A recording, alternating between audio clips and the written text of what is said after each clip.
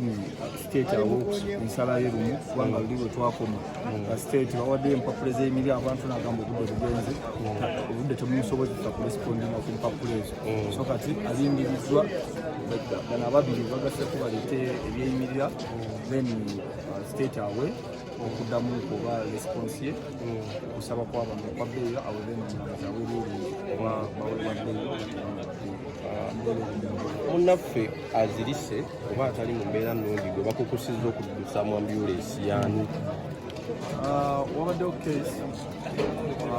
suspect babiri omulamuzi ayise owa prison annyonnyole ku ki ekigenda mu maaso okwaba abalwadde era embeera ebaddeyo akulira mu makomera omukyala representing the prison annyonnyole n'agamba nti bayise aba prison abavunanyizibwa okujjanjaba beekennenye abantu bano embeera gye balimu omu abadde alina obuzibu n'amagumba g'ag'omugongo omulala abadde alina obuzibu n'okusesema era ne bategeeza nti tebasobodde oba tebasobola kuyingira mu kooti ensonga lwaki bayise prison nebazaayo bafune obujjanjabi egamba bali mu mbeera mbi ne mu kooti tebazze era omulamuzi amini wamakomera alaze bekennenyeza abamalwaliro aga prison ne bagamba nti balina kuddizibwayo bizira ababiri abo yani nani kuliko Olivia Katende n'omuwala omulala gwesitegedde Olivia Katende Honorable Nabosa ali mu mbeera ki omulabyeko Honorable Nabosa yakubibwa akyali wanagana scars n'ebiwumbu biri mu mugongo gwe nga bwe mwenna bwe mwabiraba olwokuffe baaba wadde bbeeyo waliwo possibility ey'okulikavalinga ebiwumbu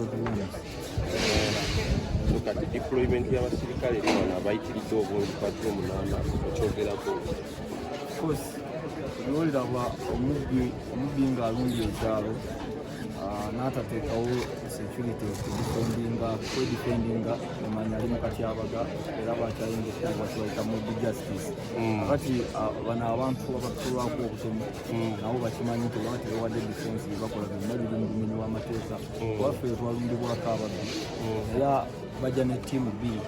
tiimu emu ng'omulimu gwayo gwakumenya mayumba kubba tiimu endala omulimu gwayo okutiisatiisa batuuze balina okuggulawo mayumba okugenda kwatakinga bali abakolaki ababba so yenkola yemu yamwamisibuni nti aba ne teams ezikuba bannayuganda okutuuka okufa ate naba ne teams eziprotectinga bannayuganda obutavaayo kwerwanako zikula ebyo byabeera abatuusizaawo akagambo kakasembayo eri abantu b'ennansana abantu b'ennansana tugenda kubakiikirira mu mbeera yonna embeera ngiraba sitanti nyingi ziringa nga sitanti naye meseji yange eri nti ezo zi sympathy card zigenda kukola we are very ready and we are prepared to represent the people of Nansana wonna we tusobola we are representing them here as a court as of the struggle and we shall represent them.